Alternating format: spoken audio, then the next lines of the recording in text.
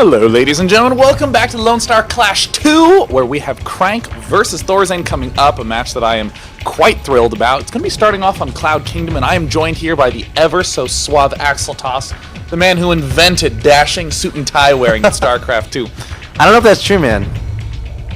It's true now. Go Reddit. Go, upvote it. Now, this match that we have coming up is on the heels of, I would honestly say, kind of a surprising result of Rhett going 2-0, or excuse me, Ganji going 2-0 with Rhett.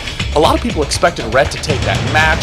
I would call it the second big upset of the day, given that Rhett did knock out Ganji from MLG. And now we have Baby Knight taking out the STC. Really? Rhett knocked out Ganji from MLG? Well, I know that he won in a series. I'm pretty sure it was an elimination. Yeah.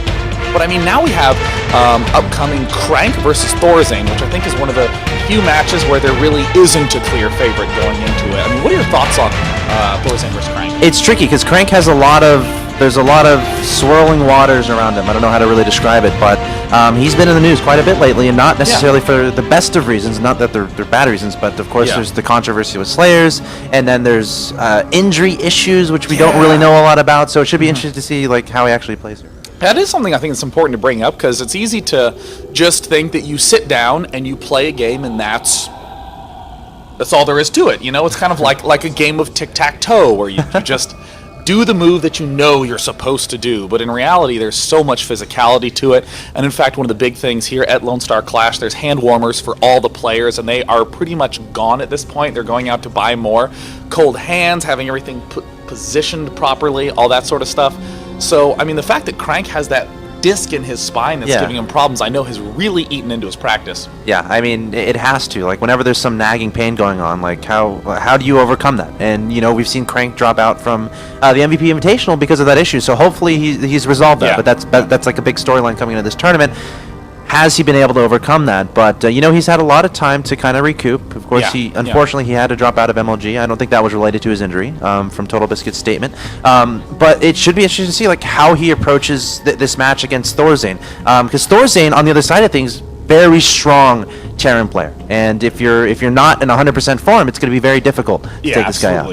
Yeah, and it's also kind of funny that with Crank's injury, actually with any player injury, injured players do like short one-weekend-long tournaments. GSL training or NASL training, I know, gives injuries a huge amount of problems because you want to practice, and then you have your match, and then you want to practice more for your next match, and there's no break. But I know Crank is seeming to be in great condition. You brought up Thorzain, who's been looking amazing lately. I mean, I've loved watching him play. Have you gotten a chance to see him at some of those recent tournaments? In the MVP Invitational, I was able to catch a few of that, but honestly, I haven't been privileged enough to be able to see some of his play recently, so I'm excited to see how he does. But again, it's another one of those players, a foreigner, who has a really good chance to go far in this tournament. And again, the winner of this match also plays the winner of Naniwa and Hawk, so we could see... It's going to be a brutal follow-up no matter what.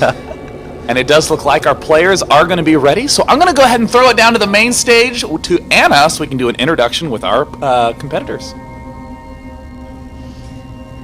All right, guys, you've already heard who these players are from our casters.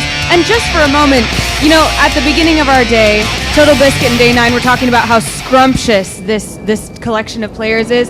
Are our casters not scrumptious? Let's give it up for Axel Toss and Day 9 and Total Biscuit. Not only their analysis, but their voices are also pleasing to the ear. So thank you guys for being with us today. Now we're going to get right back into some StarCraft. Obviously on my right from South Korea, the veritable breeding ground of StarCraft skill, we have Axiom Crank.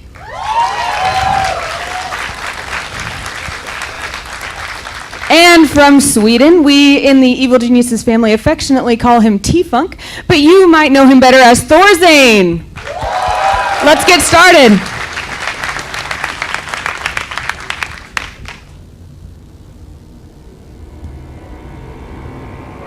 I'm excited to see this match. The fact that Thorzain has just been looking so good in training, and I actually feel like his results haven't been up to par with how strong he's looking. Yeah, I mean, and this is a great opportunity for both of these players, you know, to really give us an idea of how well they're playing. That being said, I think we're going to take a look at the brackets of the tournament thus far. A lot of upsets, as we said before. Rhett, or I should say Ganji over Rhett. A lot of people calling that an upset. Of course, Baby Knight over the STC. Awesome play there. Awesome 2-0. And then we see Stefano taking out Axlav. 2-0, and then, of course, at the bottom, Violet taking out Chef 2-1. Of course, Yeah. Chef started that off, going up 1-0, so Violet able to come back and win 2 in a row. Yeah, I honestly think that is a huge heartbreak for Sheth. He was training really hard for that match. Again, Sheth is one of those players who's always been on the cusp of getting to the feature matches, the main stage, and a lot of those recent events. But I think that for the most part, a lot of the results are kind of surprising. Thus far, Stefano over Oxlav, Violet over Sheth narrowly is a bit of a surprise, but absolutely Baby Knight and Ganji are huge, huge shockers at this point in time. So I say that we hop into the next match where whomever advances would not be a surprise. Both these players are on fire lately. And I'm ready, Axel Toss, so I'm going to start it. And there it goes. The countdown has begun. The map is going to be on Cloud Kingdom, my favorite map in the map pool. What do you think about this map for a TVP? Cloud Kingdom, it can... a lot of diversity of styles, to be honest. I think we're going to do a quick music intro to these epic guys. Of course, Crank versus Thorzain Game 1 is going to be coming up.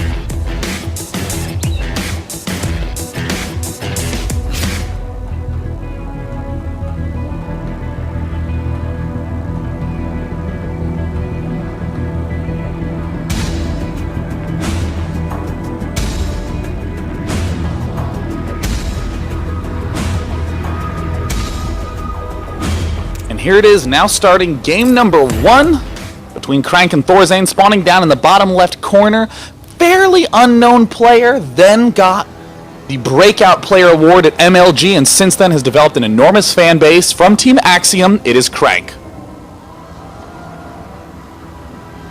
Also obtained the privilege of having an AX in front of his name. Of course, his opponent in the top right-hand location, he's the Blue Terran player from Team Evo Geniuses, Thorzain.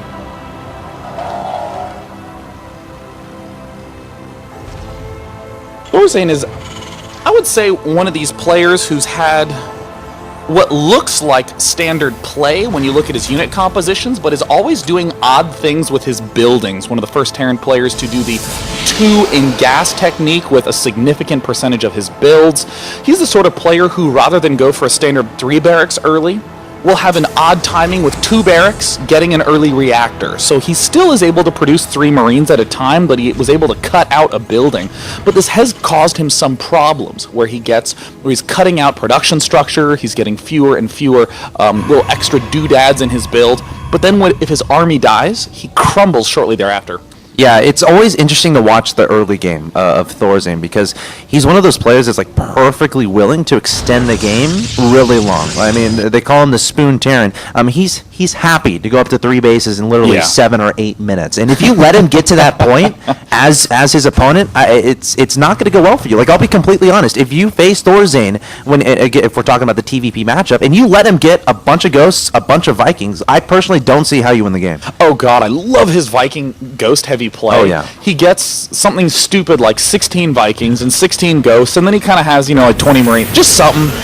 Not a big deal, but then he'll scan, see the observer, kill it off, and then he'll have 16 ghosts. And so as a result, he can pretty easily even get the opportunity to kill your Colossus with the ghost play. Because I think now we're going to have the privilege of being able to see exactly what this guy is looking at. Brought to you by Mira Metrics. Of course, we'll take a look at that a little bit later, perhaps. But Thorzain, of course, very fast players are in this tournament right now, trying to track this probe in his main base. What? Oh, cannon rush. No for it. Oh my gosh, he's gonna surprise everyone with a 4-minute and 15-second warp gate. No, I honestly think that this is one of these things that can be tempting to throw out for a brief period of time, but I actually don't particularly like it very much. That you just throw the pylon down. Yeah. Looking at Crank's first-person point of view, Crank, very fast player. Actually, both these players playing very fast. It's kind of honestly quite surprising to me to see Thorzain having upped his APM to that level. Do you think nerves are playing into that a little bit? I mean, this is the first match for these guys. This is a main stage match. They're in front of a bunch of beautiful, brilliant fans.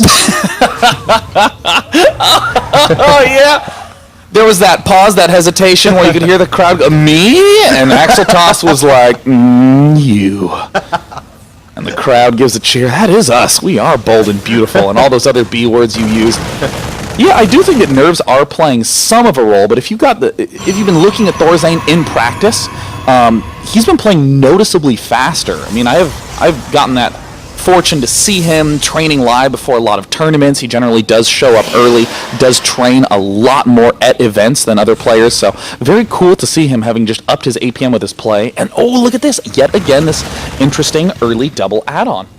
All right, so we're seeing, Thorzain going for that reactor and tech lab onto those barracks. Meanwhile, Crank, it looks like he's going up to 3 gateways, and I think we saw this a little bit earlier in Baby Night versus STC, 3-gate pressure after that expansion. So that being said, though, I don't see a pylon on Thorzain's side of the map, and I don't see a pro making his way over there, so we might not end up seeing that after all. Yeah, a lot of Protosses just like the 3-gate defense. Yeah. In the unit station, we just see 1 sentry to build up energy and 1 stalker to keep track of things. Even though it looks like a pretty common play building-wise for that Protoss player, it is true that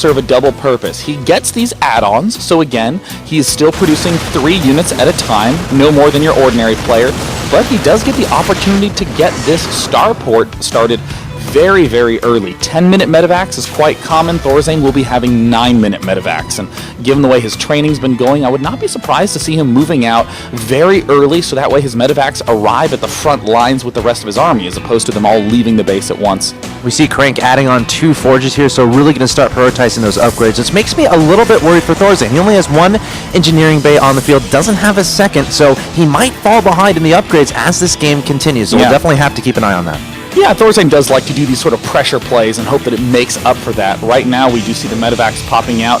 There's the combat shield started. I mean, with this timing, Thorzain is actually going to have stim and combat shield done with the very early medevacs, these 9-minute medevacs.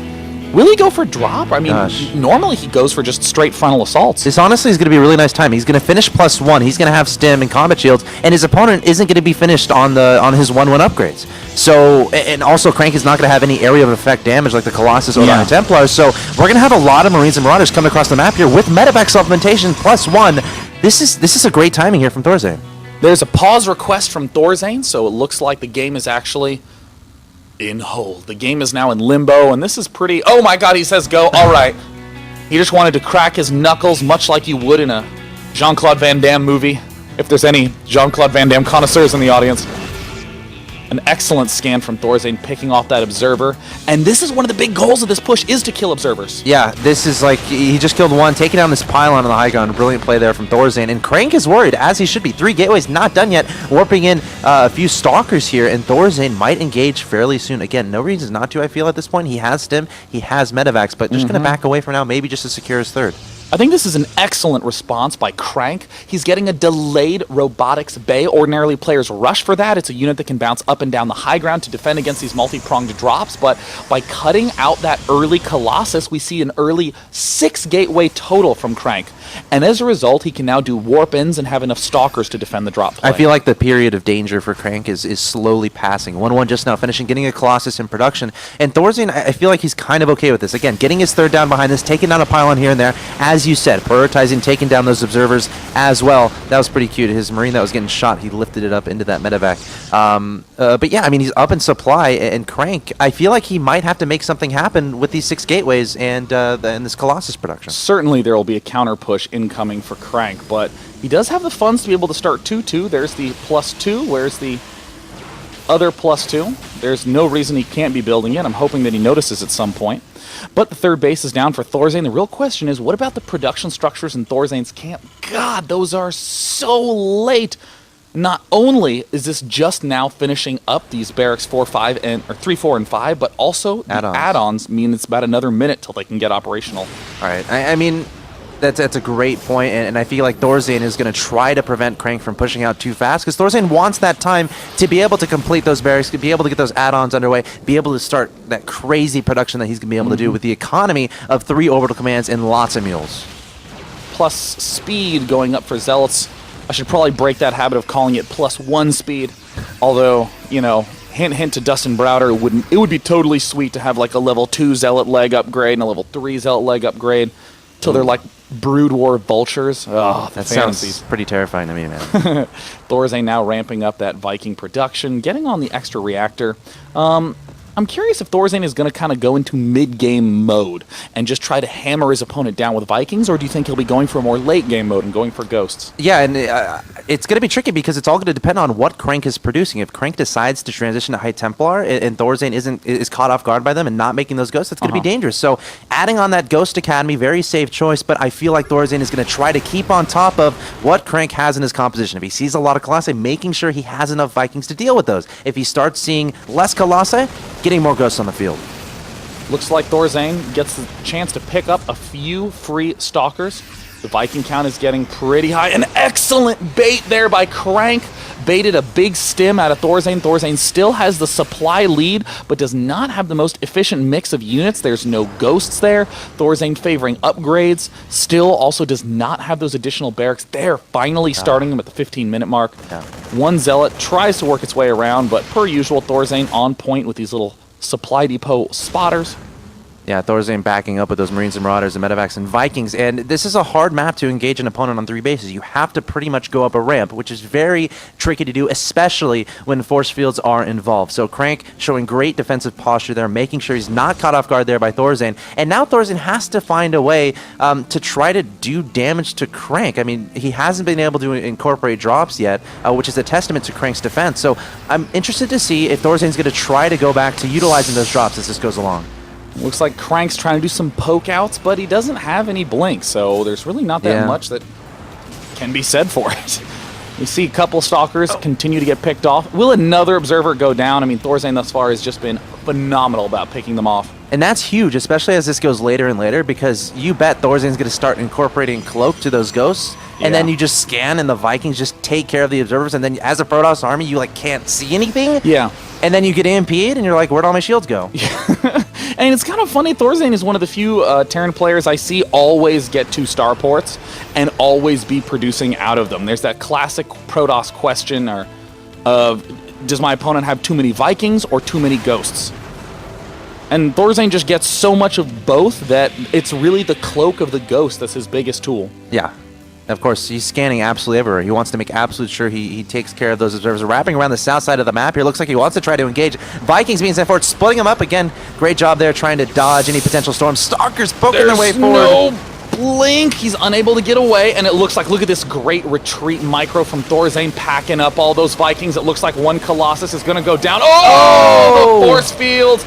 And the EMPs do manage to eliminate the majority of the shields on the essential units. Thorzain is losing a significant number of Marine Marauder, but you got to keep in mind the number of Vikings in the skies is just mind-blowing.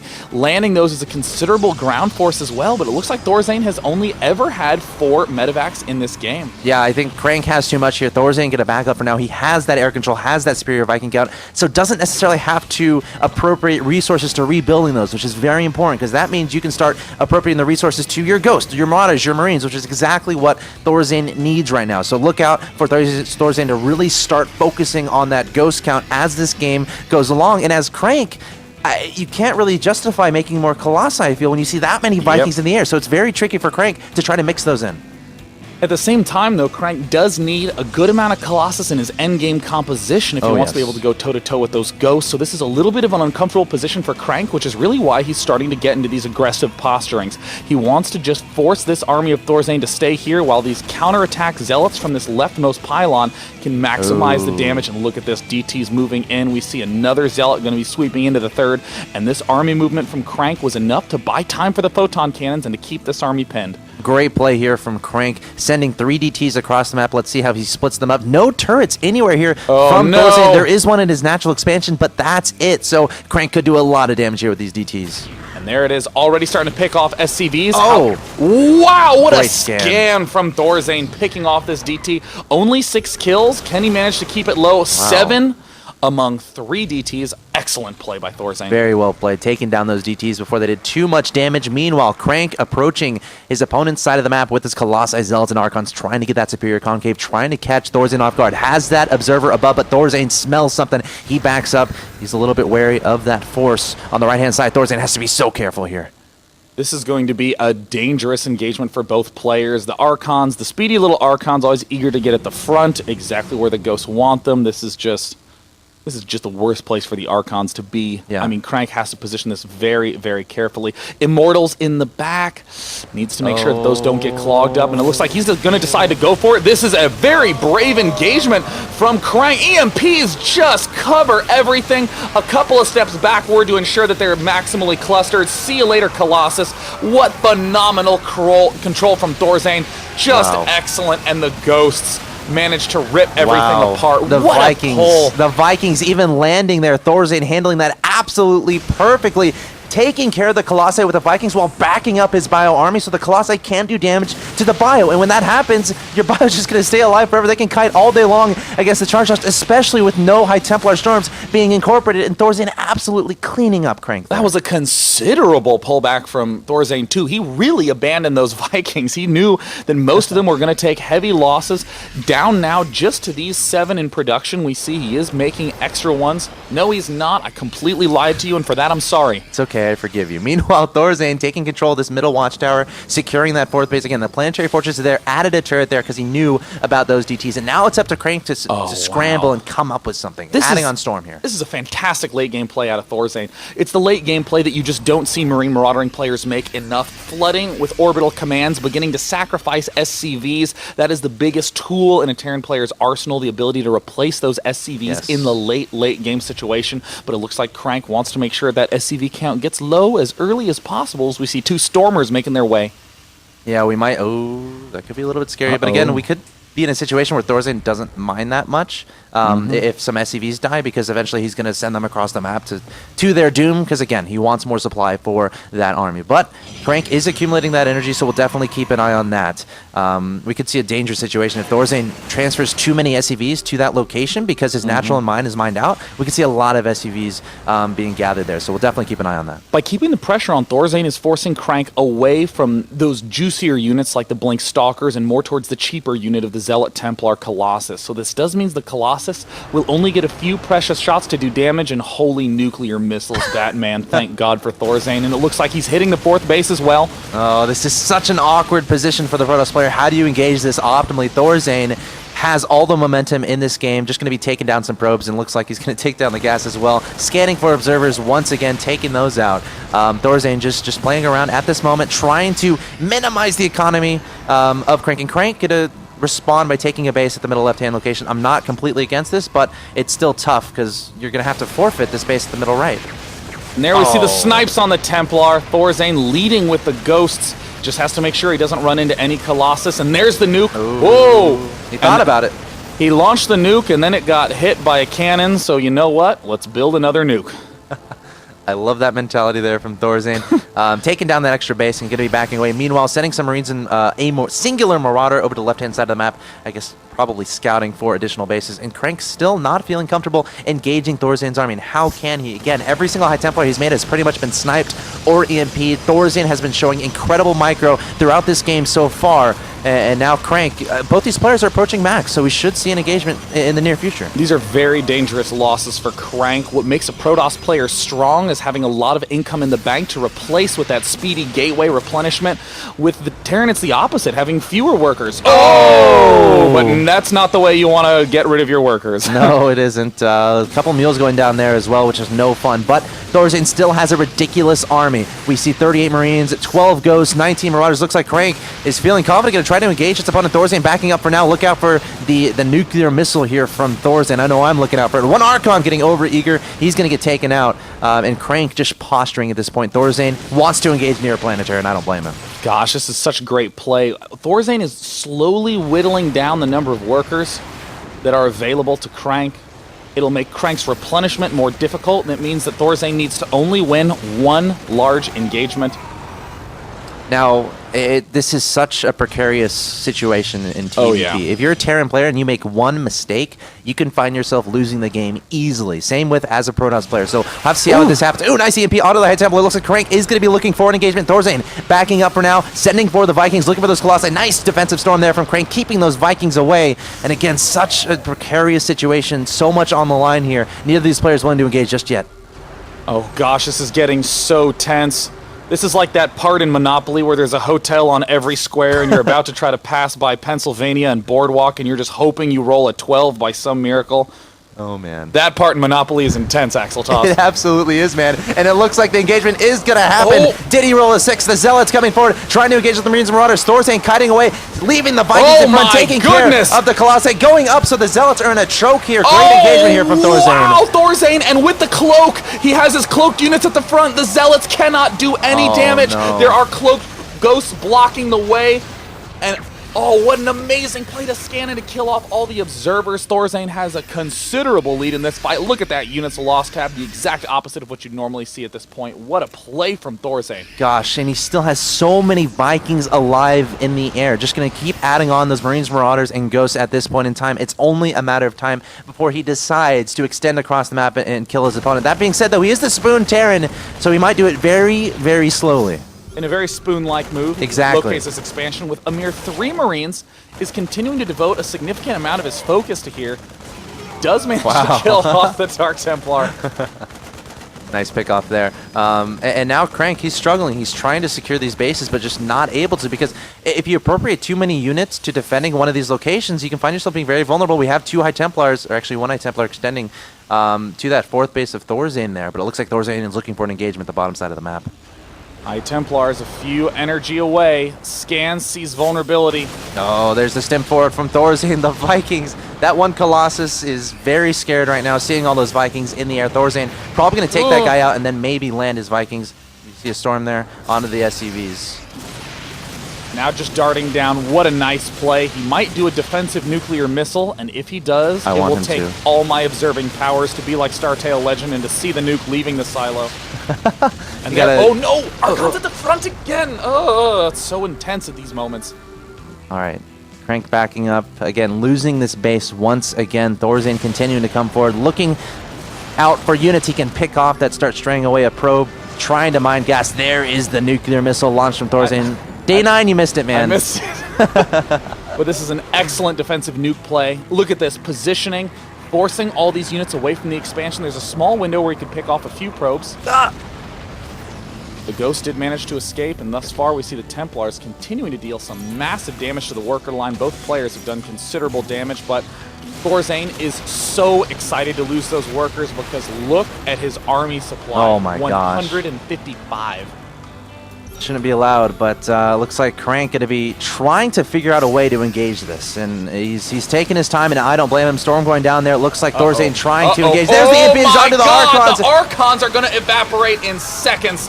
That was an incredible amount of damage dealt to them. See you later, Archon-based army. Wow. Thorzain has just the recipe for you.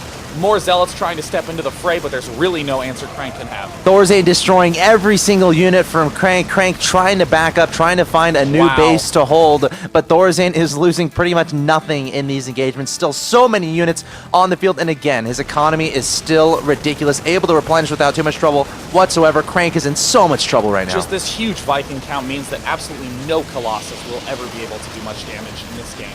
And right now, with Thorzain having this count of Ghosts, it is virtually impossible for any composition to deal damage to Crank. He just needs to make sure he gets those really excellent snipes. Yeah, and we see Thorzain coming into the natural expansion of his opponent, taking down that Nexus. Looks like he might try to go into the main after this, and Crank is left with a few High Templars, and those High Templars are going to have to be champions here if he wants to win this game, but it's going to be incredibly difficult.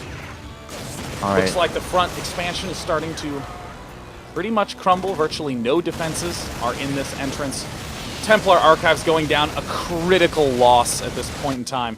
for Crank. He absolutely needs to keep that Templar Archive alive. That's really his only way to come back in this game is with an excellent Storm. I would argue Dark Shrine if he got really fortunate, but of course at this point Thorzain has so many orbitals on the field that shouldn't do much anything at all, but we'll keep an eye on that. Crank, again, he's going to have to be a hero with these High Templars he has on the field, refusing to give in, knows how important this game one is of this best of 3 of the round of 16 of the Lone Star Clash, and Thorzain just taking out his opponent's main base. It looks like Thorzain managed to spot a couple of these High Templar in their walk path. Can Crank manage to maybe do some splash damage?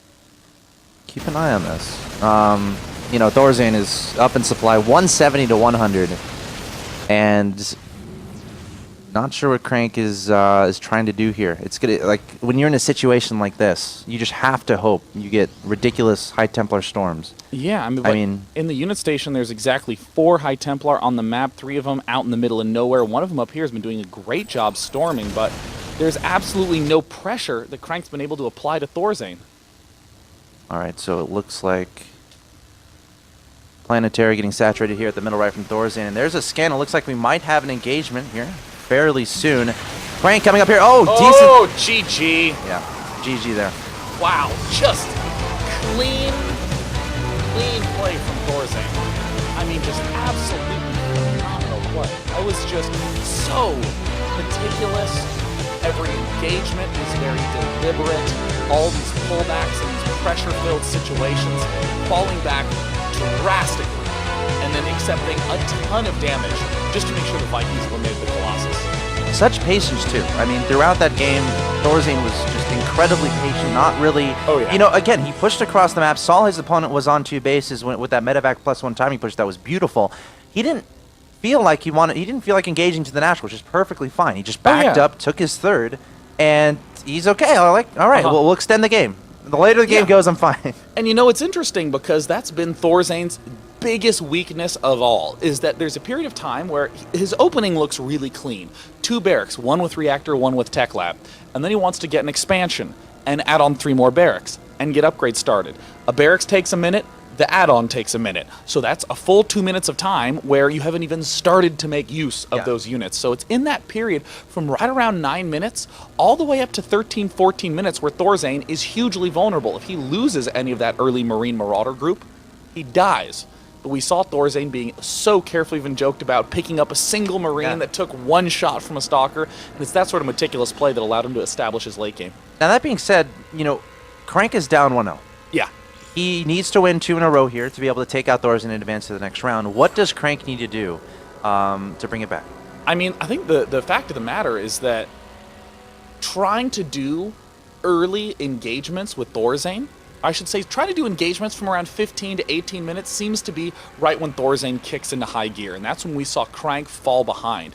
I think if Crank either waits very long, or if Crank kicks into offensive gear a lot earlier in that 9 to 13 minute mark, that's where Crank's strength is going to be. That's where we've seen players like Sase just pick Thorzain apart with counterattack with warp prisms. Crank absolutely capable of that kind of play. Yeah, I feel like a player like Thorzain, who's an absolute monstrosity in the late game of any matchup pretty much, you have to find his vulnerabilities in the early game. So I would expect Crank to try to get a little bit more mixed up in the early game as far as trying to figure out how can you knock Thorzain off his groove. Well, the map is going to be Ohana. It's a small map. It's the perfect map to be able to make a comeback.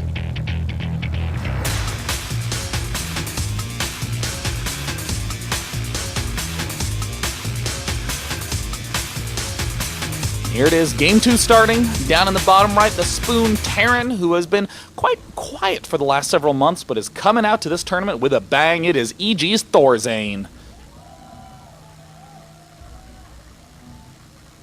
And of course, his opponent on the top left-hand location of the map of Ohana, representing Team Axiom. He needs to win 2 in a row to advance to the next round of the winner's bracket. He is Crank. That last game, we did get the chance to see some really cool moves from Crank. I especially like his gateway structure at the start. A Robo and a Colossus. double forge, 6 gates. These are pretty standard numbers in the matchup, but the fact that he was delaying the Colossus so much and getting the gateway so early, it's a super cool technique to be able to get that defense up that you need against those early aggressive plays. Yeah, it felt like, Crank's play there was... I mean, he was prioritizing the mid to late game. Like, his build was defensive. Like, he wasn't trying to do any sort of crazy aggression in the beginning. It's not like he went for that 3-gate pressure. He was perfectly content getting out, 3 gateways, getting out his Colossi. He went 1-1 on the upgrades. And, that might have been his only advantage as that game proceeded across the mid game into the late game was that upgrade advantage. He got the 1-1 started. 2-2 started before Thorzain even. But again, he wasn't really able to capitalize on that. But I loved, you made the point of cool Crank plays in that game. Like the Storm play was beautiful. Sending High Templars to the extra expansions from Thorzain and taking down some SCV lines was awesome. And look at this, we see Thorzain changing it up a little bit. He's going for an early gas. I like this play. I mean, this is the map where you do have the opportunities to do the sort of interesting aggression. I mean, this is the issue that I think a lot of Terran players have been facing.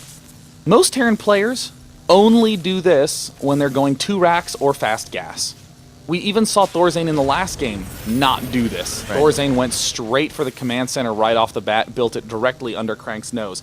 And all you have to do is have 1 or 2 games in significant positions where you do this wall off and you early expand to really convince your player otherwise. It looks like Crank not biting the bait at all, literally going straight for the assimilators. Whoa.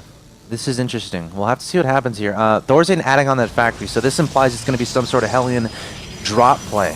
And Crank is still completely in the dark here. Again, only seeing the 2 supply depots, only seeing the barracks. Now, if the probe managed to get up the ramp once again, he would be able to see that factory. And we see a quick tech lab there from that barrack. This is looking like a Banshee play from Thorzain. You build this barracks add-on, move it over, and then you make Marines and Hellions and get a fast Banshee. However, as I say that... A Marauder. We see no gas, and the Marauders even... Whoa! This is an old school play. Oh my god, I'm so thrilled. It is a Marauder Concussive Shell Hellion push. We almost never see this. It has an excellent follow-up into 2-port Banshee if you decide to get the Geyser early on, but Thorzain may very well just expand behind this. It's an incredibly powerful, incredibly fun opening. Yeah, I mean, it feels like whenever we're talking about a Thorzain build in the early game, it's always with the intentions to expand. I mean, it's Thorzain. Meanwhile, Crank, again, he has that 2 gases in his main base, hasn't taken his natural expansion nexus just yet, which is a little bit surprising, but he's really wanting to invest a lot into this 1-base play. I don't mind this, because again, what is my opponent going to be doing? Well, either 2 racks or fast gas. I mean, Thorzain isn't going to convince anyone he's early expanding in this spot, especially given his patterns. So I think this is a very reasonable play. It'll be able to exploit most builds that Thorzain could be doing. Now, you have to be careful, because the map of Hohana, your natural expansion, you can hold that. Like, you have 1 ramp leading up there. But if your opponent can get some bunkers down outside of your main base, it can create a very awkward situation where you're trying to leave your base, but your opponent's just not going to let you by building a couple of bunkers. So we'll have to see if Thorzain tries to utilize that. Going on? I'm so confused. Thorzain must have seen something. He pulled his SCVs and then immediately pulled them back, and there's the build, insta-cancel.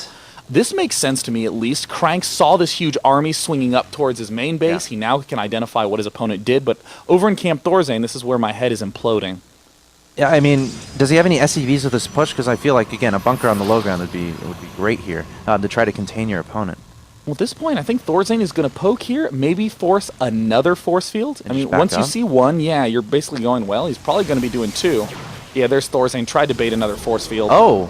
That's an even better bait, seeing that edge of the Guardian Shield, and that's just enough energy for you to go, excelente.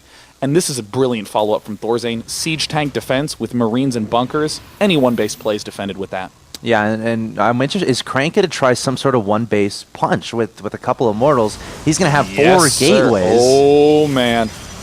The best play in this circumstance is to just follow up with a Warp Prism. So that way you can use the Immortal drops, warp in on the high ground. It's very difficult for this sort of play to have a defense against that due to the fact that he's either going tank or Banshee defense. Immortal warp in, both excellent against those. Thorzain needs to find a way to slow this down because siege mode is about 80% of the way down. He wants that to get complete. That tank is desperately waiting at the natural expansion. Let me siege up, commanding officer, please. Thorzain no doubt spamming the E button. Hopefully Windows sticky keys has not activated at this point. He really needs that siege up. Yeah, but let me make my sticky keys joke, damn it. It looks like both players... Actually, looks like Thorzain was unsure if he wanted to take down that destructible rocks for a moment, but Thorzain is in a very entrenched position, and Crank now has abandoned his plan to do this 4-gate pressure. He does want to go for the long term. I do like long-term play. Yeah. Given this follow-up and the Twilight Council, this looks a lot like Dark Templar at this point. Yeah, one of those win-behind things. But, I mean, you know, at this point, I feel like Crank is just trying to get Thorzain to overreact. When you see 2 Immortals as a Terran player, it can be one of the most terrifying things in the world, so you immediately add on like 5 or 6 bunkers. You don't want to die.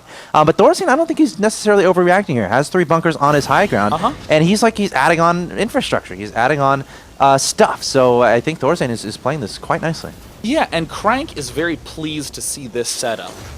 For every huge aggressive action you take, there's a sort of proportionally long passive action that's got to follow that up. So Thorzain, who did this aggressive Hellion Bansheeing at the start, well, now he has to build the add-ons and start Stim and Combat Shield, and Crank is really banking on that. So it is indeed a DT play. He's going to contain and probably take a third and some forges real soon here. I'd love to see him incorporate a Warp Prism here. It can be so much easier to get damage done with those DTs if you can just, you know, warp them in your opponent's main base. So we'll keep an eye on that Robo and see what happens there. And more importantly, we'll have to see if Thorzain can identify what his opponent is doing, because if he can, you know, figure out his opponent is going for this Dark Templar play, he can start taking those measures to counteract it. And does he have a turret at his natural expansion? No, he doesn't. No turrets in play here from Thorzain just yet. A little surprised to see Crank not doing some very greedy play at this point, doing a little bit more of a conservative move, getting the Robotics Bay up.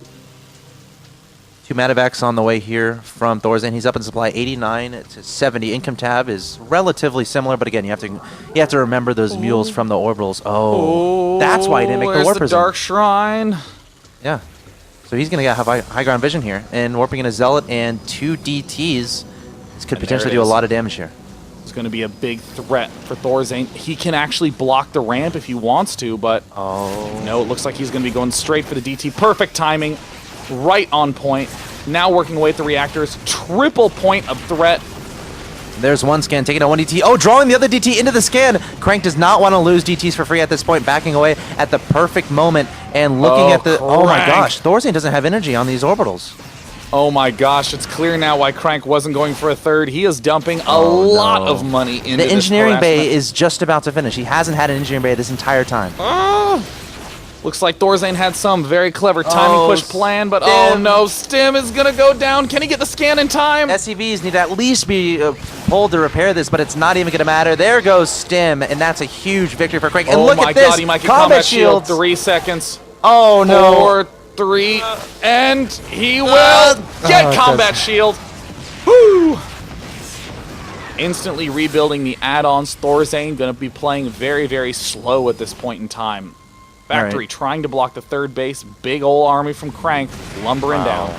There's another scan from Thorzain. Able to take down that DT, but not before he could take down that in-construction reactor. Crank doing a great job here behind this. Not able to take that third base. A pesky factory awaiting. DT still trying to do damage in the main base. Going to try to target down the turrets here and there. And Crank is being so annoying with these DTs. Gosh, he has done just a huge amount of damage. I mean, even though this looks kind of even, the fact is the workers haven't been mining for a long time. 11 have been killed off. Crank needed a big opportunity to step back into the game, and there it is. He's already getting his forge. He's getting +1. He's getting range. There's hardly needed to be any gateway units built for Crank in this time. I mean, he has so much time. Like, obviously, he couldn't have known that he killed Stim out of the tech lab, I don't think. I mean, he saw it flashing and stuff. But, you know, that if you know that, that's huge. Like, your opponent has to research Stim again. That gives you so much time, because how can the Terran player be aggressive without Stim? I mean, I just don't see it being done unless you have a bunch of Banshees and Ravens or something. Yeah, I mean, I do think that in this position, Thorzain is definitely going to have to rely heavily on these tanks. There's really no other solution. In general, in this matchup, you can do some splitting up if you've gone down a tank path, but not at this point for Thorzain. He knows that his army supply was greatly dwindled by that attack. With this third base incoming, and it does look like Thorzain, I mean, has to know it. The factory was killed off of here. And in the meantime, tech continues to pop out for Crank. He's playing excellently. Continuing to add on those Colossi. Charge about to finish up here. And again, as you said, there's the High Templar Archives well underway. DT going to try to be annoying at the third base. of his opponent. I would have loved to see him plant that underneath the orbital, but he's going to be able to land just fine, and a turret going to start being constructed. But, you know, that's the great thing about going DTs and PvT. They're always going to have utility as the game goes along against an infinite amount of things. Oh, yeah. I mean, the DTs for counterattack, but especially for this kind of play, this delay. This constant annoying delay where you now know, okay, I'm Terran, I'm going to be spending all my energy trying to build up a very nice, comfortable mix of units, but then I'm going to have to stop muling, and I'm going to have to wait, and I'm going to have to build up enough for scan. And that is just such a pain to wait for. And Thorzain attempts a drop, gets spotted, has to pull back. DTs also can, you know, obviously help with drops, give you map control those watchtowers, and of course be made into the big balls of power, which are the Archons. So, you know, I feel like Crank is in a solid position. But that being said, Thorzain is not going anywhere. He's actually ahead in supply at this point, 153 to 141 there. Crank looks like he wants to be aggressive, sending some units across to his opponent's side of the map. His upgrades are 1-1 compared to Thorzain's 0-1, but the +1 armor is about to finish, so the upgrade advantage is going to belong to Crank, but it's not a crazy upgrade advantage. There's the Warp Prism incoming. Thorzain looking very, very comfortable defensively, but offensively there's not really that much that he can do. He's going to have to just wait and chill for a very long time. Factory rebuilt in the main base, so now he has the opportunity to get extra starports if he wants, but Ghost Academy just starting. I would be surprised if Thorzain made a big aggressive move in the next 3 minutes. I think he's going to wait till well after 20 minutes to do his first play. He might even try to secure his 4th base first. I mean, there's so many interesting things that are going to happen as this game goes along. The first thing that I really want to watch is the tanks and how Thorzain decides to utilize the tanks in the late game battles. There's so many things you could do. Even though they're not going to do a ridiculous amount of damage, just for positioning, the tanks are great to have in that composition. Also, this Warp Prism. I mean, we saw how dismantling Thorzain 1 was with his Ghost in the last game. Is the Warp Prism a way to kind of try to circumvent that? Loading up High Templars into the Warp Prism and then going for Storm Drops on the army here and there. Yeah, it does look like we see that Warp Prism drop starting to come in. Moving down to the main base. Will it do a lot of damage? We do see huge amount of units coming in.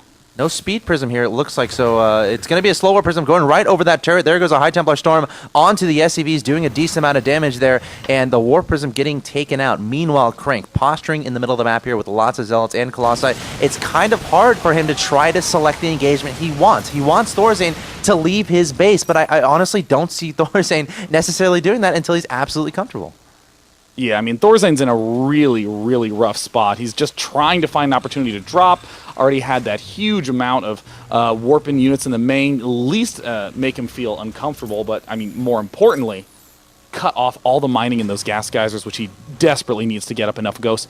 There's the factory again doing another scout. He will not be happy with what he sees. He's going to run right into this finished 4th base from Crank, and it's an interesting position for Crank. He's actually poising himself with this expansion to constantly deny this base. This is the easier base for Terran to take.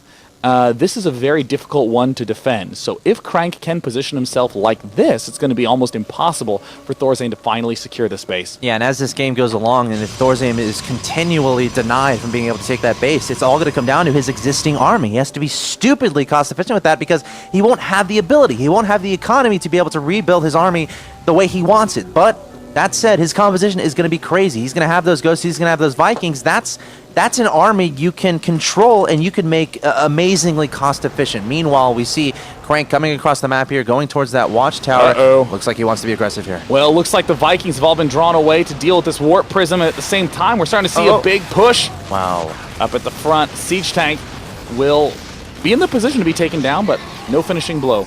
Looks like Crank just trying to spread his opponent apart as much as possible. There's a scan from Thorzain trying to see what's up. Sending 3 Zealots into his opponent's main base is Crank, taking down some SCVs. Might take out a Zealot here. That'd be a pretty big victory. But it looks like Thorzain should be able to clean this up. Meanwhile, Crank is just going to back up to his side of the map. Gosh, I mean, this is just... I mean, it's just annoying play at this point in time. There's really not that much else to say for Crank. I mean, he's just keeping Thorzain back. He's doing little smatterings of worker damage here and there, but what the real effect is that these expansions for Thorzain never seem to get the opportunity to finish. Thorzain, every step of the way, is saying, I gotta win later in this game. I gotta win later. I gotta win later. So it looks like now his next play is going to be sacking some SCVs, going down to about 45 with those orbital commands, and trying to win with a maxed army. This is this is pretty cool play here from Thorzain, I'll be completely honest. The way he's positioning his buildings at his third base is awesome, especially with the tanks a little bit further back. How does a Protoss player engage that? They really can't unless they want to lose a lot of units really, really fast. So it's up to Crank to figure out, all right, how do I do damage to Thorzain here? Because I could really see Thorzain slowly start pushing out, slowly taking his fourth base, slowly taking his fifth base, dictating the terms of every single engagement. And again, Crank has to figure out a way to try to keep that from happening. This is going to be an incredibly important moment of the game. If there's some way that Thorzain can get a lead, it will be with an engagement like this, where he's in the good position, where Crank's getting overeager.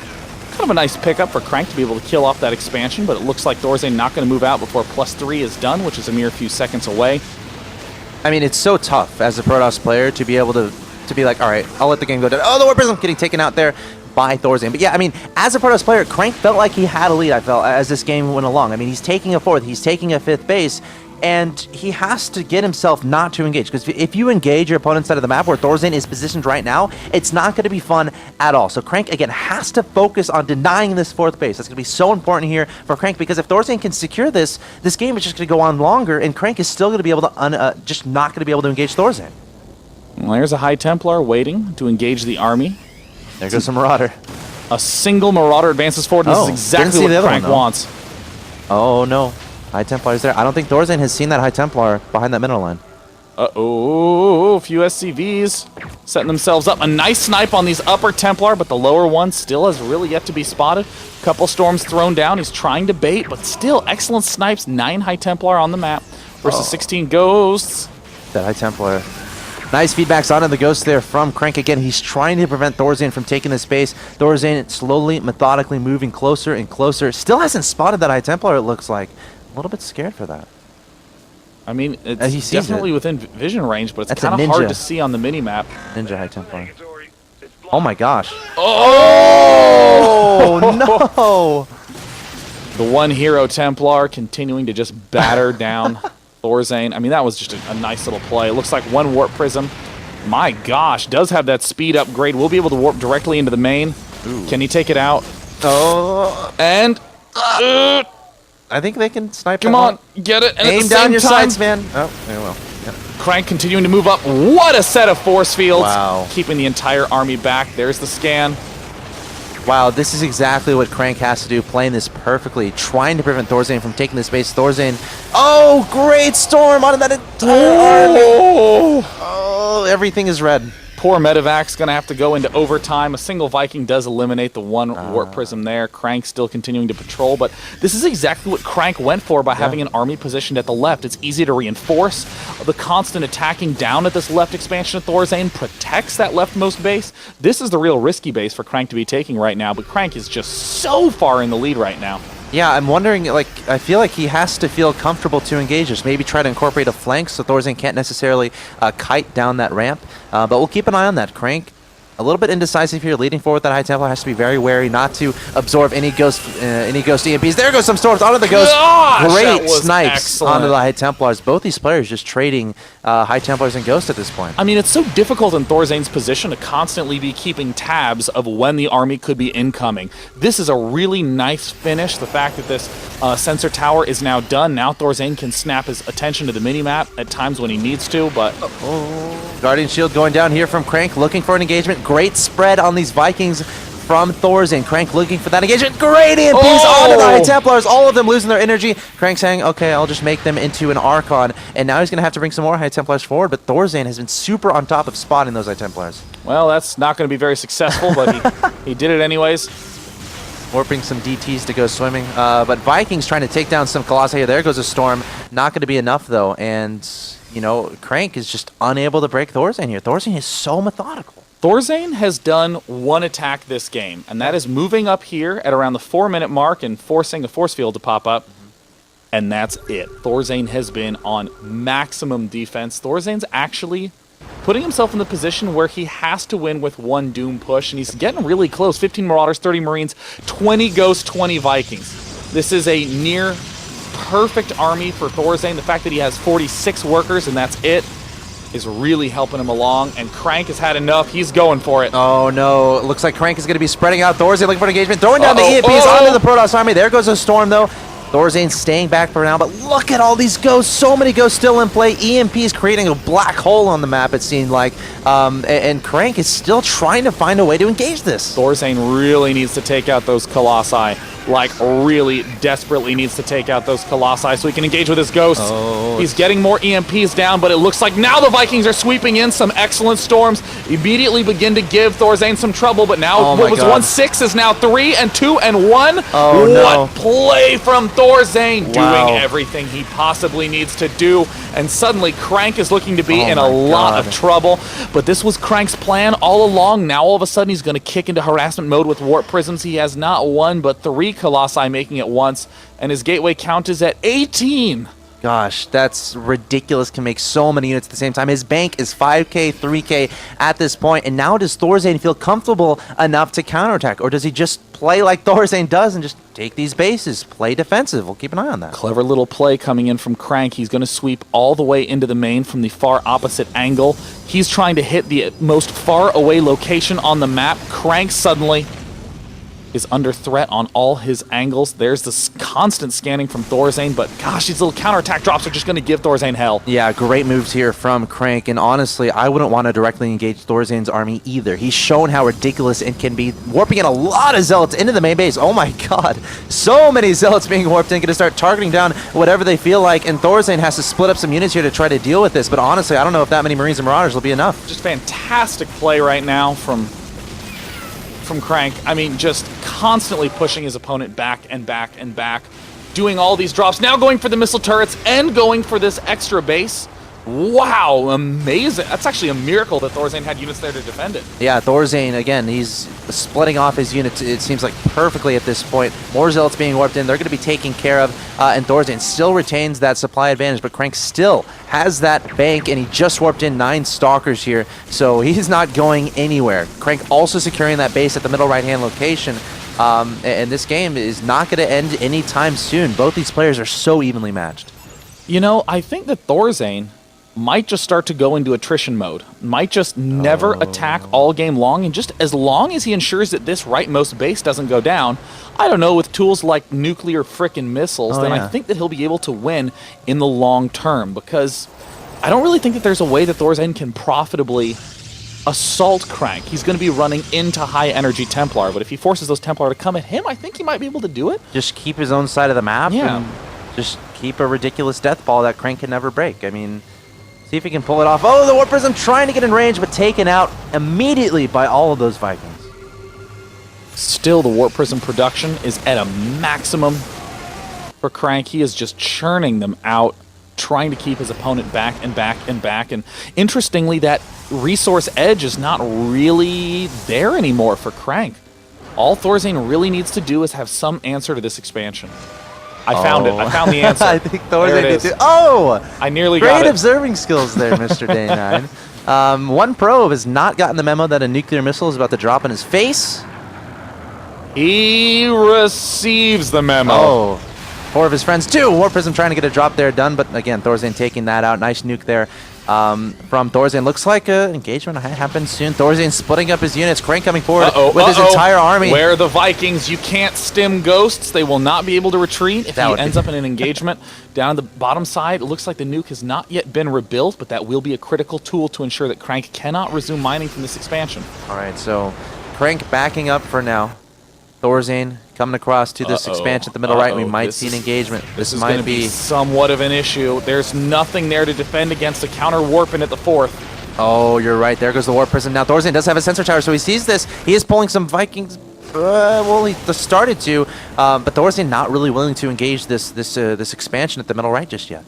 This is going to be big if he can end up both thwarting this pressure. Uh-oh! The 3 observers at the top side, and it looks like, Thorzain's engagement is going terribly. He does manage to maybe pick this off. No! Oh, the Colossi getting sniped away, but so many more charge lots being warped in here from Crank. That's the utility of having so many gateways, and all of a sudden Thorzain is running out of units. Only ghosts left. He's scanning. He's trying to get rid of observers so his cloaked ghosts can get rid of everything, and it looks like there's no observers here. Oh, a brutal moment for Thorzain.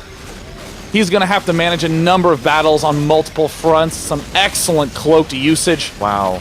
Crank has way too much, really wants to even up this series, it seems. DT's even being warped in here from Crank. There's a scan, but Crank has so much stuff, and Thorzain is running out of units, running out of production, running out of time in this game. Thorzain can come back from this, but it's all going to come down to whether he finds this pack of units down at the bottom side. The warp-in amounts are just astounding. I can't believe he left those units there. That's it's happened to me plenty of times. But Crank is up 151 to 108 in supply, and Thorzain still has these cloaked ghosts, so slowly but surely he can start picking up all this stuff. But again, Crank's bank remains ridiculous. Oh, no. Oh! You purposely went back into the game there, Sean. And there's the GG from Thorzain, so Crank going to even up this series 1-1. With a really impressive game. It was just... It's kind of what we were talking about before, where there's a lot of those timing attacks that you can't really execute against Thorzain. His mid-game planning is just so excellent that he almost always has an answer for the attack at 10 minutes, at 13 minutes, at 15. But if you go for the late, long-term, mega long-term game, Thorzain just had one poor battle. Yeah. And that was it. And that's the way it works, especially if you're behind and you're letting your Protoss opponent take every single other expansion on the map and they're accumulating a ridiculous bank.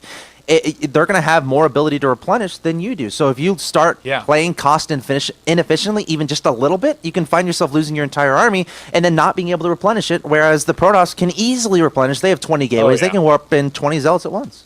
I think the most clever aspect of Crank's play was his choice of fourth expansions. The fact that he identified the left expansion as his choice. This allowed him to constantly apply pressure to Thorzain's expansion, never really need to worry that much about some sort of counterattack or small drop hitting the other side.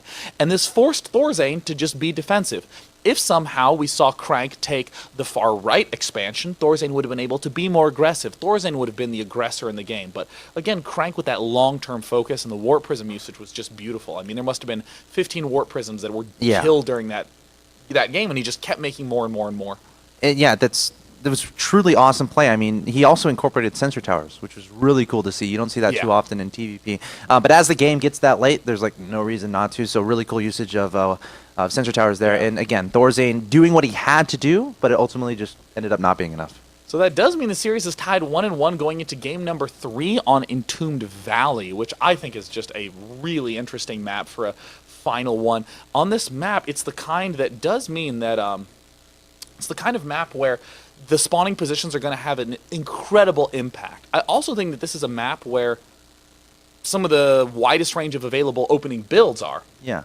You know, this is a map that I feel like Thorzain is going to absolutely love. Really easy to hold 3 bases on this map as a Terran player. It's all like you're all on the high ground, and there's pretty sizable ramps too. So if you want to try to mix in some Marine Marauder aggression, it's definitely doable, or at least to scare your opponent. Try to bait forward some force fields, because to force field that ramp, it's gonna take quite a few. So there's definitely a lot of potential to be aggressive as a Terran player, and a lot of late game usability there. Yeah, one thing I really love on this map is seeing tank and banshee usage just in straight up attacks. On that map, there's the little narrow neck that adjoins the natural expansion and the third base, and what this allows you to do as a Terran player is just move up to the Protoss base, see whichever side he goes to, and you just move towards the other. And because that choke is so tiny, you can exploit it heavily.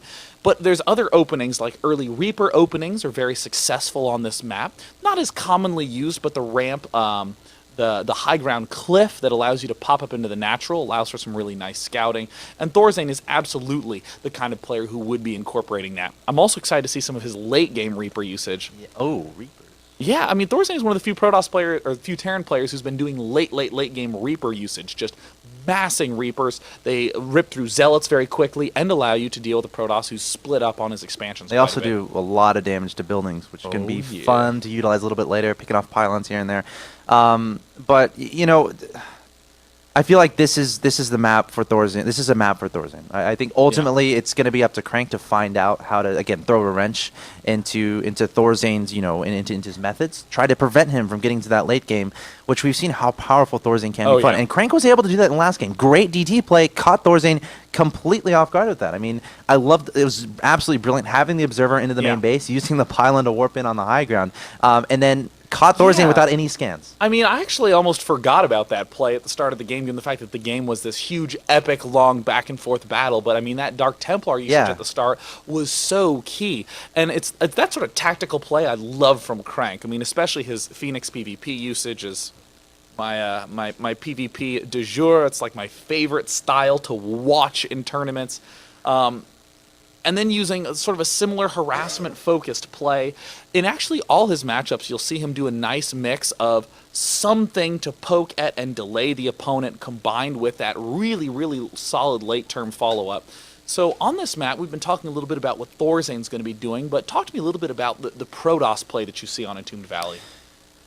Well, I feel like it's stylistic. You know, some Protoss players are willing to take it to the late game. They're willing to go up to 3 base, and again, that's kind of going to depend on your Terran opponent. But the middle of the map is so wide open, and there's also this crafty position in the middle of the watchtower. There's like there's these bushes around the watchtower where you can't see if you're approaching it, but the people in the watchtower can see you, so you're stepping across the threshold and then you're dying immediately. Yeah. So you have to be really careful about making sure that doesn't happen, because in early game engagements, that can spell the momentum of the game. It could completely bring it in your favor, or it can completely give it to your opponent. So a lot of really interesting games happen on this map in the PvT matchup, but I think the fact that the middle of the map is so wide open, the Terran player is going to love that.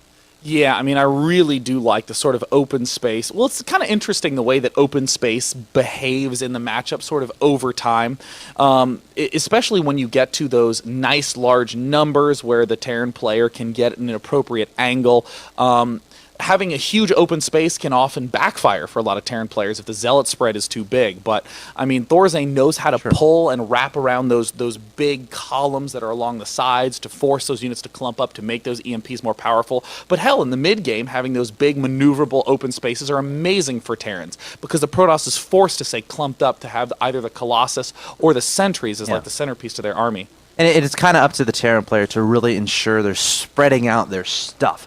You know, in the middle of Entombed Valley, if you can spread out your stuff, High Templars are going to be able to do not as much damage. And of course, Colossus aren't going to be able to do as much damage. Again, if you have a Colossus just hitting one Marauder that's split off from the rest of your army, you're really doing a great job as a Terran player mitigating your opponent's effectiveness with those area of effect units. So, yeah, I mean, again, this is also a Game 3. This is a best of 3. This is a Game 3. The winner of this game will advance to the next round. I don't know how much pressure how much pressure are they feeling? Is that going to play into the playstyles? Because again, we think about the last game and how that started. We're talking about the DTs. Even before that, we saw the gas opening from Thorzain, which initially I was pretty surprised by that. Thorzain's a guy who loves going for those gasless expand builds, and then of course incorporating the Hellions, Marines, Marauders, incorporating these kind of interesting plays, and it paid off for him a little bit. Well, I do think that if Thorzain had built those rim supply depots to check for the Dark Templar, it would have been a completely different story. That would have absolutely allowed Thorzain to have the lead at the start and maintain it and win with it. But if Thorzain can keep that sort of spotting, I think he's going to be fine. And most importantly, I think that I want to see another sweet build out of both players. So, Game 3, now starting. Players have had their opportunity to rewatch the replay to see how they're doing, to see what adjustments they need to make, and let's see how they take it to this next match.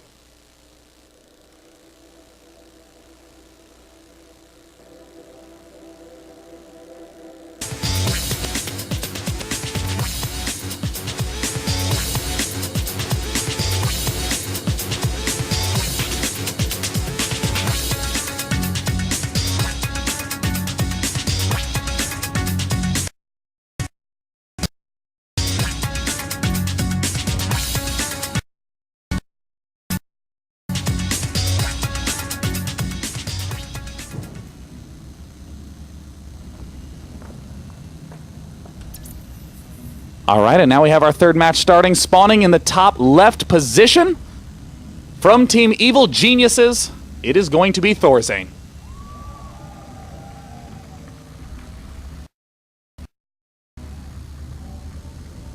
And of course, his opponent in the bottom right-hand location has the privilege of having AX in front of his name from Team Axiom. He is Crank.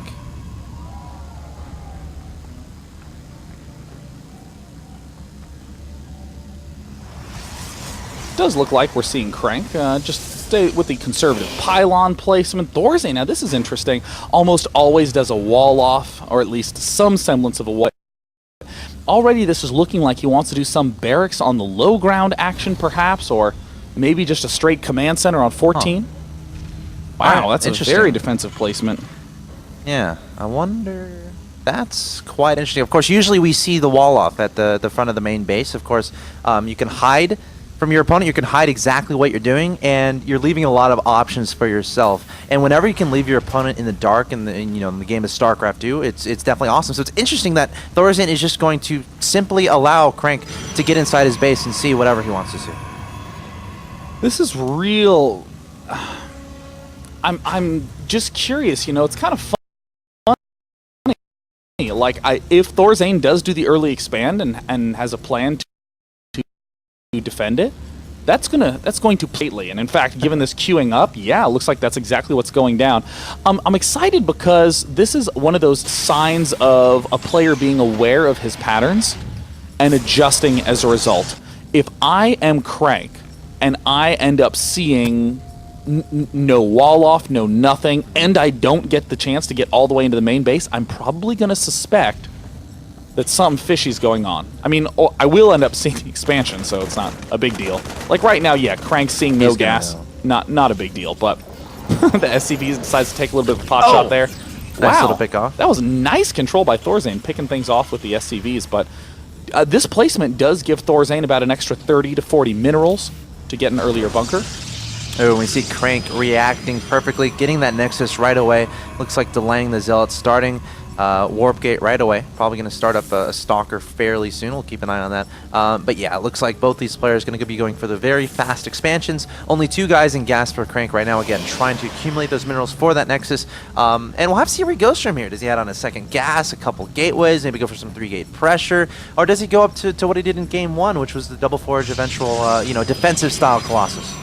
I'm excited to see what he does with his early gas as that big signifier, because again, almost everyone was going for the 1 to 3 Zealots and 3 Sentry defense, and now we're starting to see players like Creator Prime favor just Stalkers and a single Sentry back to defend, and just delay and pick things off with those Stalkers. And ooh, what an Entombed Valley specific play, this early 3rd command center to be able to secure this base up.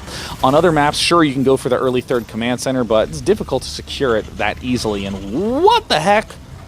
Double gas before adding on any more barracks? This is a weird play. I don't know if we're going to see mech or if Thorzain wants to be doing some mega fast upgrades. This is just, you never see this, period.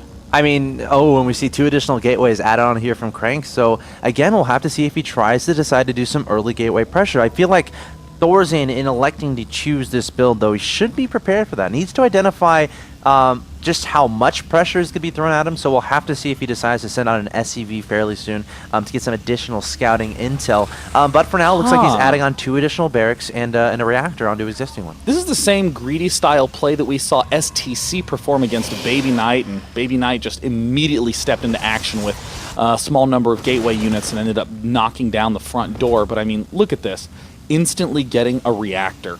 No doubt in my mind, Thorzain's going to want to follow this up with some very early engineering base. Hell, might even just build a factory right now to start teching towards those medevacs. This is very unusual to get the geysers that early. He's going to start churning out a lot of Marines once all of this production finishes and all of these add-ons complete. Really going to have a biocentric army. Meanwhile, Crank going up to that robotics facility, so likely going to see earlier Colossi, maybe double forge from him as well. Of course, he has to kind of guess that his opponent might be going for that double engineering bay. And again, upgrades is something you never want to fall behind in the game of StarCraft 2, especially in a Game 3 that's so important. And there we see Crank adding on that 4th gas in his natural expansion, so really going to start teching up a bit. There's the stim going down, another reactor from Thorzain, so this is still a very unusual play, and a factory going down as well. Thorzain is just going mass power mode. He cut a lot of corners to get 3 command centers and all that gas started early, but he is going to have a huge amount of units. Oh my gosh, Thorzain's going to have so much. He's going to have 4 barracks, and he's going to have stim and combat shield, and he's going to have medevacs, and it's all going to be up before 10 minutes. Wow. We'll have to see if he can take advantage of that, of course. Again, this isn't... Oh, look at this. Crank going for an early 3rd, and this is so scary to me. Yeah, this is going to have a lot of difficulty.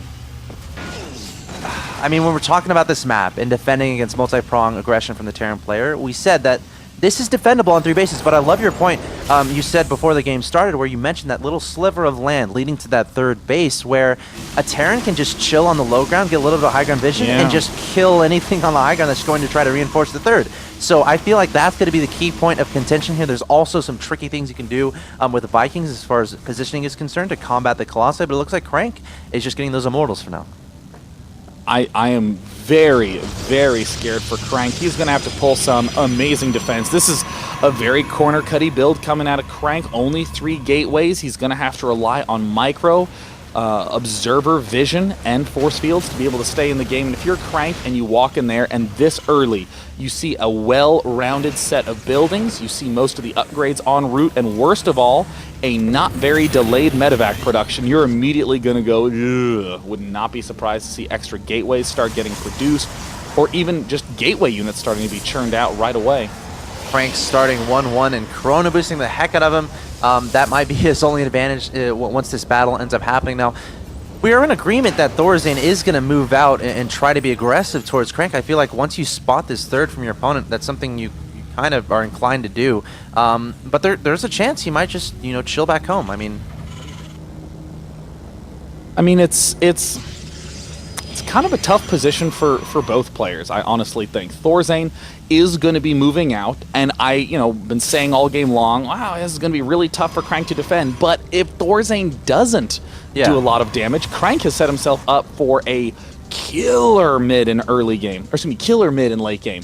He already is going to have ranged Colossus 2-2. There's the Twilight Council started. Still only 3 gateways. It's going to be so difficult for Crank to defend. But again, Thorzain really has to do some huge damage right now. I mean, and as Thorzain, you have to be able to justify running up a ramp to try to do damage. Your opponent has force fields. If they control properly, they're probably going to hold off your attack, but it looks like Thorzain is not going to be inhibited. He's coming forward with the Marines Marauders, getting right up the ramp. The force field's going down, but great spread here from Thorzain, but even better force fields. Thorzain's spreading out all these units again, trying to mitigate the effectiveness of those Colossi. I mean, the Colossus needs to do killer damage right now, and it looks like Crank is getting very, very close to falling. I'm not sure it'll happen. Can he? Wow! Ooh. What a defense from Crank! All without 1-1. 1-1 only just now finishing and 2-2 starting. That is a real dangerous blow to Thorzain's aggression. I mean, the units lost tab. You're seeing that, a little more lost for Crank, but meanwhile, over in Thorzain's base, nothing else really new in the story, just upgrading, no additional barracks, no Vikings, no Ghost production. Yeah, there goes Thorzain really kicking into high gear. Thorzain now, yet again, is under huge pressure. Looks like he's going to go for a medevac drop here, sending a lot of medevacs down to the south side of the map. I don't see many units there to defend against Crank again. Why would he have units there? He just lost the majority of his army. He's trying to replenish, keep his army together in case Thorzain tries to be aggressive again from the front. And look at all those additional gateways being added on by Crank. And here comes the big drop with the gateway count that low. Oh, Crank's in the wrong place at the wrong time. This is the damage that Thorzain really needs to do. He will pick off. Oh, just a pylon. He'll pull away. I'm okay with that. Not a ton of workers killed off in this engagement, but a lot of workers have been taken out from Thorzain over time. Thorzain, again, still accumulating a pretty ridiculous army. Marines and Marauders gathering in the middle of the map. Medevacs and Vikings being added on as well. And here is the continuous stream of units we're seeing from Thorzain's insane production at this point. Meanwhile, Crank has to figure out how to be as cost-efficient as possible, because if he missed micros in one engagement in the near future, it can be game over for him. He only has 3 sentries here, trying to incorporate those High Templars. And again, we're going to see a situation where it's all going to come down to the positioning. Ooh, no. Ordinarily, Crank would be okay here. He has the warp-in potential from 10 gateways, but Thorzain dropped right after one warp-in round. Wow. Nice little pick-off there from Thorzain. Was there a couple cannons there building as well? It's a little bit annoying. 2 cannons got canceled, so now Crank is going to have to rebuild both the pylon and the cannons there that are defending, but Crank is pretty happy to defend right now. He's already started to build up a little Archon army. This is already applying pressure to Thorzain, who's just now finished his Ghost Academy. The Ghost count is at 0 right now, so Crank happily building his way up to +3/+3 when he'll be able to mount another huge attack. Wow, that's actually a little bit surprising that we don't see any ghosts out on the field just yet. I mean, Mobius Reactor has been researched. There we go. 2 ghosts in production here. I don't expect Thorzain to be crazy aggressive until these ghosts get on the field, because Crank does have those High Templar, and if you control this, incorrectly as Thorzain without any ghosts, you can find yourself losing a lot of units for free. And another great pull back by Thorzain. He identifies a fairly stalkerless army. Oh my gosh. He will annihilate this Colossus count and work his way into a corner where he can safely retreat. So Crank never... And the sentries go down too. Oh no. Great play there from Thorzain. I mean, Crank never researched Storm there. He felt like he had to make all of his High Templars into Archons, so didn't have that Storm utility. So great identification there from Thorzain. Of course, seeing those Archons in Crank's army. And now Crank is going to back up. And when does he start researching Storm? Like, it's tricky when you're in a situation like this as a Protoss. Storm can be a very big investment. You have to research the 200 for the actual upgrade, and then make High Templars to just dilly-dally around until they come, leaving a pretty gaping timing window for your opponent to be aggressive. So Crank not feeling comfortable enough to start researching that Storm just yet. Yeah, that is a really tough spot to be in. I mean, a lot of people do talk about that whole Viking ghost back and forth. Do you need to make more Vikings? Do you need to make more ghosts? How do you allocate your resources? But it is true the same situation arises for the Protoss player. Do I have the time to devote to starting Storm? Do I have to keep building Colossus? Do I have to keep going Zealot Archon? And it looks like, as we see Crank move into mid-map, there's 9 ghosts. He's going to be walking into a world of pain if he does try to force this engagement. A huge Zealot Archon force for Crank, but that's not what you want when your opponent's starting to mass the ghosts. Yeah, EMPs blanketing onto those Zealots and Archons can mean the end of your army and potentially the end of your game. Meanwhile, Thorzain is scanning observers here and there, securing that 4th base at the top side of the map. We have a pylon up there from Crank, so we'll have to see if he utilizes that to get some damage done. Meanwhile, I think Crank did end up adding on a second robotics, producing... Oh, it looks like a Colossus and an Observer. He wants to make sure he has those observers here in case Thorzain decides to go for that Cloaked Ghost play. I mean, as annoying as it is to lose an Observer and to only temporarily know where your opponent's army is, it's almost like having a scan. You throw out the Observer, see what's up, lose it, and you still get some decent information to do some sort of repositioning.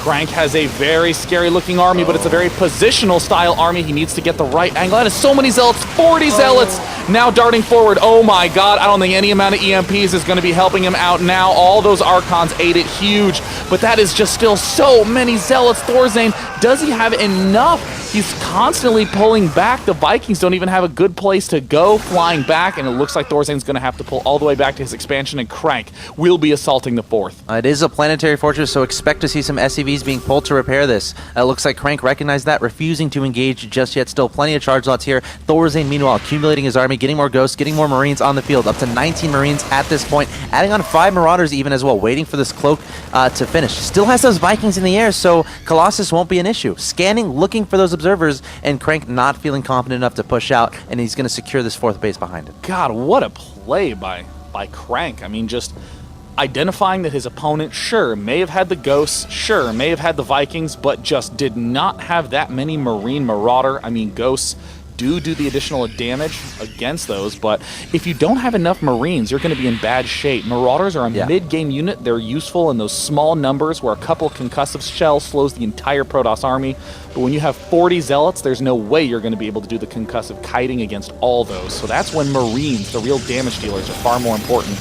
Yeah, ridiculous DPS against those Zealots, especially when they're EMP. They can melt away very fast to a Marine-centric army. Now, Storm finally being started here from Crank, so realizing he should probably have that as the game goes along, continuing to incorporate those Colossus, but Thorzain still has a ridiculous Viking count in the air, starting up. Looks like he has +3 ground armor starting up, or actually about to finish. +3 weapons is already done, and it looks like Crank has 3/3. He's researching +2 on the shield, so Crank upgrading quite a bit in this game. Yeah, Crank has just really not missed a beat in the upgrade front. Now getting Blink. Always a surprisingly late Blink from Crank, but you see the reason why. He's so good at building countless Zealots. One of the most pretty much well-rounded units in this matchup. The Zealot can deal pretty reasonably well with almost anything the Terran can throw at him, and in particular, they're very good at dealing with that EMP. Does look like Crank killing off a couple of his own Zealots to birth some extra High Templar. Don't blame him for that, but I think the most important late-game tool for Protoss are these pylons. Yes, so important, especially if there's going to be an engagement in the middle of the map, especially on this map. There are places you can hide those pylons, not only to deny additional expansions, but if there is an engagement, you can set up pylons to create your flank. Like if you're engaging in the middle of the map and you have a pylon behind your army or behind your opponent or near the flank of your opponent, or put a bunch of zealots there and there's your flank, your opponent can't kite anymore, which is a key aspect of the Terran race, being able to kite. Of course, those pylons can help mitigate that. God, those 17 Marauders are just going to be so painful. That is so hard for Thorzain to have in his composition. Thorzain wants to lose those Marauders and replace a lot of them with Marines in this situation. Crank very correctly identifying that there's so many Marauders has not built a single Stalker. The unit you'd normally imagine is necessary to deal with the Vikings, but Crank is really just going to let those Vikings do their work and then try to win on the ground. Yeah, maybe try to storm them, if anything, but we've seen how pristine Thorzain has been with his EMPs and his snipes. And also adding on those sensor towers once again in perfect timing too, because Crank is about to finish his War Prism speed, also about to finish that Dark Templar Shrine. Incredible utilities as the game goes along, but he's maxed at 200 out of 200 supply, so he might look for an engagement fairly soon here. Uh-oh. Thorzain working his way around the left side, does run into a couple of Zealots, really run into a Storm. Running away. EMP taking care of the cannons, Marauders and Marines coming forward as well. Crank trying to find a good way to engage this. Meanwhile, sending a lot of Zealots to the top side of the map to try to harass this planetary fortress. But Crank trying to secure, or trying to hold, trying to defend these bases at the bottom left. Instrumental as this game goes along. Meanwhile, 3 additional Ghost Academies just finished up for Thorzain. Yeah, the triple Ghost Academy play is going to be a real pain in the ass for his opponent. Don't even know where they are. Ah, found them over at this expansion. What are they making there, Day 9? 3 nuclear missiles and a 4th one up at the top left. Thorzain giving everyone the entertainment value. And meanwhile, down here, it's a very dangerous little dance going on. Both players juking back and forth, trying to force the other player to run into his respective scary spell. And oh my god, is Thorzain going to lose this? Oh no. Oh, okay, finally deciding finally repairs. And you know, Crank is going to identify these Ghost Academies as well, so he knows exactly what's going on. Meanwhile, Thorzain has such phenomenal positioning outside of his opponent's 4th base. Crank can't bring himself to engage into that territory. Snipes going down onto the Ghost, and Crank is going to try to come in with all of these Zealots, Archons, and Colossi. Nukes aren't going to be able to fall. The Ghosts have been killed. Vikings coming in to try to deal damage to those Colossi, but Crank is up 153 to 143 in supply, but Thorzain still has a ridiculous concave. God, Crank has a sickening amount of units, but once again, it is the Cloak of the Ghost that allows Thorzain to retain the critical units with absolutely no observers in sight. Oh, Thorzain. Oh, I think I know what's going to go on. Is Crank going to react? Is Crank going to see this? This is a very important base. This is a lot of probes. He can't lose this amount of probes, and he's not going to run. Finally deciding. Crank. He just wanted to play with the audience a little there, I think. Boss, can I get off early today? Nope, I'm going to need you to stay in. DT slicing apart that Ghost. Per usual, Ghosts have the loudest death animation in Starcraft 2. Crank continuing to knock down these rocks, just making sure he has that counterattack mobility and those extra base options should he need them, but per usual, Crank also knows that it's really the detection is what he's lacking as of now. Yeah, 2 observers in production at a time there. Now, finally returning into that Colossus production, but Crank is up 199 to 142 in supply. His bank is getting ridiculous. 2,000 minerals, 1,700 gas to his opponent, 300 minerals, and 3,000 gas, approaching or going back down to 2,000 as he constructs more of those Ghosts. But now Thorzain, I feel like he's going to be on the defensive side of things, going to start relying on building placement, going to start relying on setting himself up with concaves. He dictates the battles. So we'll have to keep an eye on, again, his ability to EMP, his Ghosts, his Ghost cloaking, and of course, taking down observers with those Vikings, which is going to be instrumental in dealing with this army. The real necessity for Thorzain is getting his Marine count up high enough. Thorzain is continuing to expand, and this will force Crank to come to Thorzain. But, again, in this matchup, you always want to be the one who's receiving the army as opposed to the one sending the army. This allows the Protoss player the opportunity to have storms thrown down and the army walk into them, and likewise have the Terran army throw down EMPs and have the Protoss army walk into it. So it's always very dangerous when it gets to those aggressive engagements, but this is what the nuke is for. It allows the Terran player to start being more aggressive and place more attacks and even have some really, really fun defenses. Sensor tower here, seeing a lot of what's going on, even going to throw down a scan. being the DT who's trying to do damage. This is a dangerous spot. Again, you can't move up here now because you'll run right into High Templar. Wow, great positioning here from Crank, bringing the High Templars over there. 2 Marauders going to scurry up there to try to take care of that. Storm going down onto some SCVs, not going to kill any right now. Marauders getting sliced apart by those Colossi. More Storms going down here from Crank. Great play here so far, but there go the snipes from Thorzain, trying to dodge those Storms while dealing damage to the Protoss. Crank now continuing to morph in a ton of High Templar. He's going to begin slowly working his way forward. It's going to have to be either perfect EMPs or a defensive nuke to keep this alive. A lot of Zealots are evaporating. Great Storm onto the Vikings, hitting a lot of those Ghosts too. Crank, again, he's so methodical with his Storms. And Thorzain, it's going to be a headache to deal with this because, again, Thorzain's on 4 bases here. I think only one of them is mining. Actually, he's running out of minerals, straight up. Meanwhile, Crank, again, 4K, 2K. So Thorzain has to be so cost-efficient with this army. Yeah, Thorzain's going to have some perfect micro right here. If you do look at that army tab, it is favoring Thorzain, and he still does have 30 supply until he's maxed, but the Ghosts take some massive hits. He needs to keep all those units alive. Repair is going to be of the utmost importance. And it looks like there's the attempted engagement. A lot of Ghosts take some big hits from those Colossus, and another big Storm. More Templar. Oh my god, pull back, pull back. And he did. Crank's going to come up to the top of the ramp. Thorzain coming forward with the Ghosts, Marauders, and Vikings. Axel Toss, get out of the game! Axel Toss, oh my god! It's locked up, man! Oh my god. Computer failure, and down in the bottom side you see both Thorzain and Crank not moving a thing. I'll let them know. I'll disconnect him. Keep hands on keyboard just in case. I'm letting them know. I'm just letting them know right now this is an extremely tense situation. Does that Templar have enough for the Storm? Are there enough EMPs to rip through these Templar? On the minimap, we see that there's a lot of pylons and observers placed around, but really not a lot of other threats. In 10 short seconds, we can eject the problem individual in this game. My co-commentator, Axel Toss.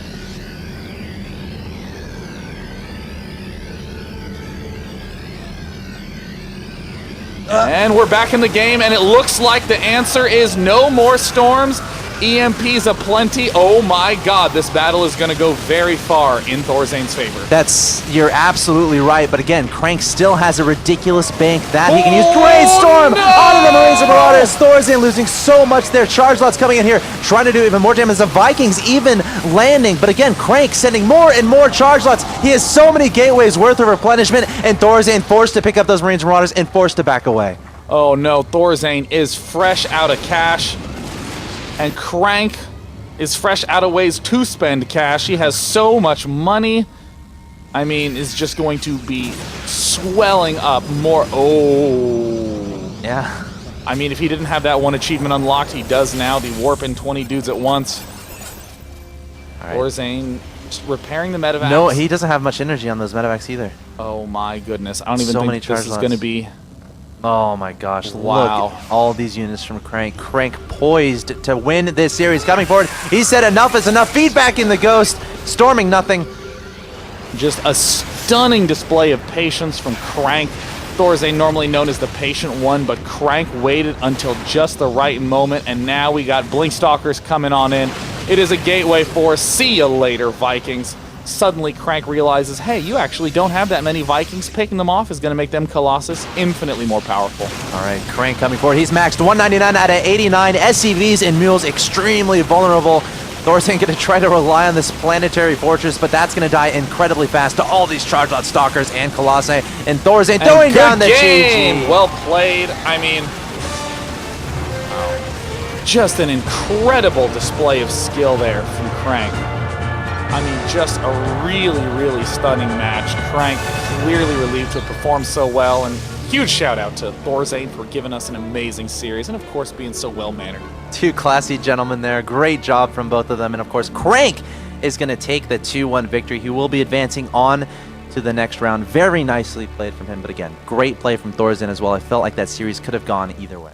Yeah, I mean, again and again and again, we saw it come down to a number of engagements with each player chipping away at each other. So often in the matchup, it's just, well, we built our armies and, oh, I won this time. And I mean, there's not a lot of long-term play that we see, but we got to see number of engagements. We got to see harassment from both players, counterattack. Both of them have incredibly solid play. Very thrilled to see that level of play overall. Yeah, and Crank was able to just keep Thorzain on 4 bases. That was the key for Crank, and able to take his own bases for his own. Just ridiculous economy, warping in 20 zealots at once, and Thorzain had no response. So guys, let's go ahead and head to the main stage where we have an interview with our winner, Crank. Over to you, Anna. All right, let's hear it for Crank.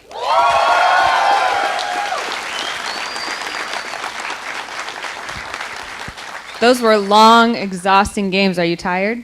Yeah, very tired. Do you feel good?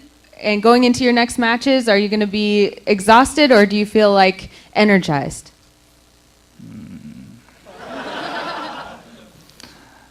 Feel good. Just, I'm so lucky. Yeah, very lucky. I didn't think I won. Yeah, because my confidence is not enough and practice is not enough. So I'm so lucky. Yeah, we can give him a round of applause for that. Did you practice anything in particular, anything special for Thorzain? Or did you just react to his spoon tear and nom nom nom? I can't practice because I leg ache and in past I have many problem. Yeah, many problem. So I can't practice. Yeah. So you say you were lucky. Do you think you can continue to be lucky? Will you continue to be lucky with every opponent from now on? Yeah.